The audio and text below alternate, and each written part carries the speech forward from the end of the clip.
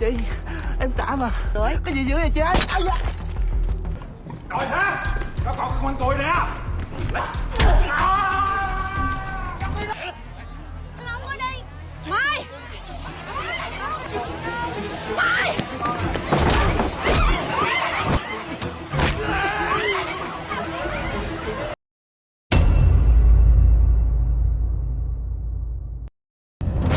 Bila kalian menyukai film seperti Taken yang dibintangi oleh Liam Neeson atau bahkan The Raid dengan aksi menegangkan, mungkin kalian juga akan menyukai film yang akan gue bahas pada konten ini, yaitu film berjudul Fury yang dirilis pada tahun 2019 di Netflix.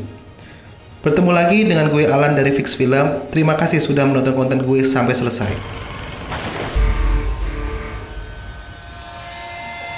Diceritakan ada emak-emak bernama Hai Puong yang bekerja sebagai penagih utang atau debt collector. Hai Puong ini memiliki ilmu bela diri yang diajarkan oleh orang tuanya. Dalam menjalankan pekerjaannya, Hai Puong sangat erat dengan pertarungan yang mempertaruhkan nyawanya, sehingga anaknya sangat khawatir dengan pekerjaan yang dimiliki ibunya. Nah, Hai Puong ini memiliki anak bernama Mai yang masih duduk di bangku SD. Dalam kehidupannya, Mai juga tidak kalah berat dengan kehidupan ibunya. Hampir setiap hari, Mai selalu dibully atau dihina oleh teman-temannya yang lain.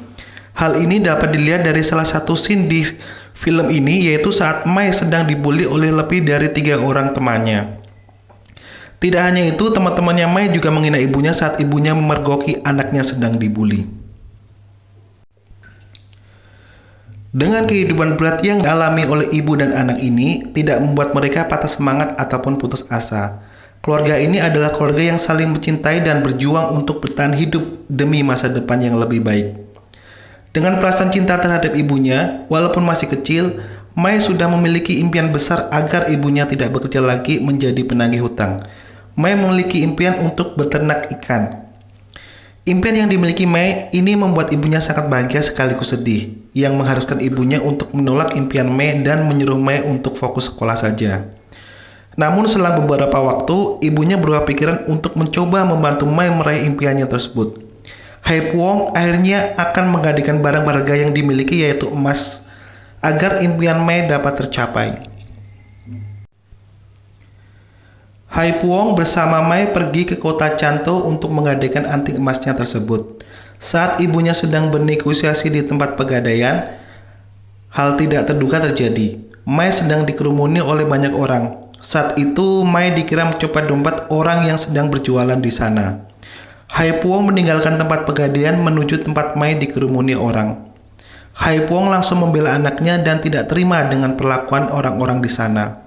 Namun, karena semakin banyak desakan oleh orang-orang sekitar, Hai Puong percaya kalau anaknya memang mencuri dompet. Mengetahui ibunya juga tidak percaya dengan Mai, membuat hati Mai sedih dan marah.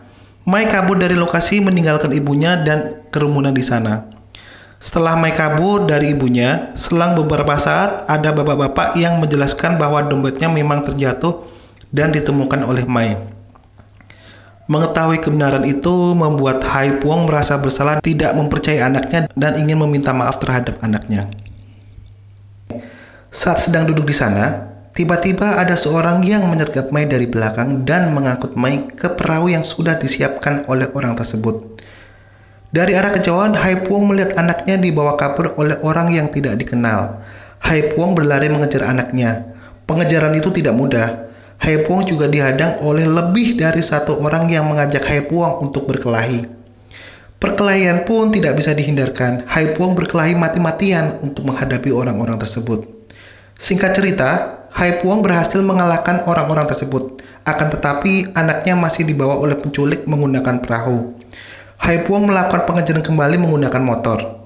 Dan, nasib sial juga masih menghantui Hai Puong. Pengejaran menggunakan motor tidak membuahkan hasil. Mai masih diculik dan dibawa ke tempat yang lebih jauh menggunakan jet bus. Berdasarkan informasi orang yang ditemui oleh Hai Puong, jet bus yang membawa Mai akan berangkat menuju Saigon, ibu kota Vietnam. Hai Puong tidak menyerah untuk mencari anaknya. Dia juga menumpang di mobil pengangkut barang yang menuju Saigon, ibu kota Vietnam. Sesampainya di Vietnam, hal yang pertama kali dilakukan untuk mencari anaknya adalah menemui bosnya dulu saat Hai Puong bekerja di kota Saigon. Setelah menemui bosnya, diketahui masa lalu Hai Puong adalah seorang wanita yang bekerja di tempat klub malam. Karena suatu hal, Hai Puong melakukan keributan di klub tersebut yang membuatnya diberhentikan dari pekerjaannya. Setelah diberhentikan, Hai Puong kabur dari kota dan pergi menuju desa terpencil untuk membesarkan anak satu-satunya. Sampai dengan film ini selesai, tidak diketahui siapa bapak dari anak tersebut. Hai Puong juga memiliki masa lalu yang kelam, yaitu dia memanfaatkan ilmu bela diri yang sudah dikuasai untuk masuk di dunia malam dan kabur dari rumahnya. Balik ke usaha Hai untuk mencari anaknya, bos Hai Puong menyarankan dia untuk melaporkan ke polisi atas kasus pencurian anaknya.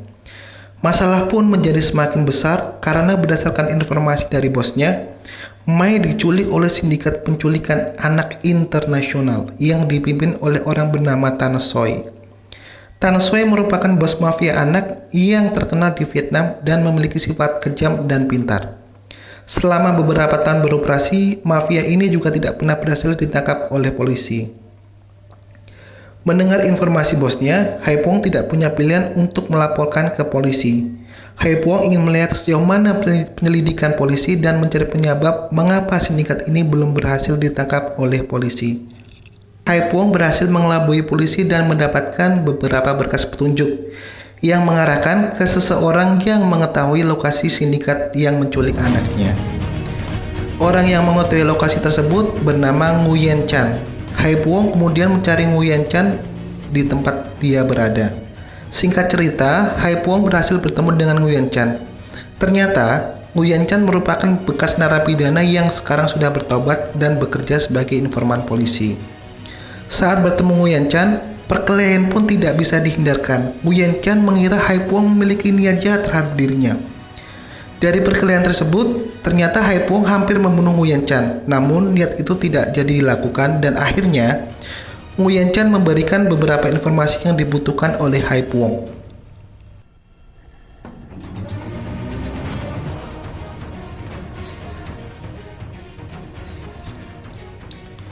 Setelah semuanya terjadi, tiba-tiba datang seorang polisi bernama Luong. Polisi ini berhasil mengetahui alasan sebenarnya Hai Puong datang ke kantor dan menelusuri kemana Hai Puong pergi. Saat bertemu polisi, akhirnya polisi tersebut menceritakan detail proses usaha yang sudah dilakukan oleh polisi dan mengapa polisi belum berhasil untuk menangkap sindikat tersebut.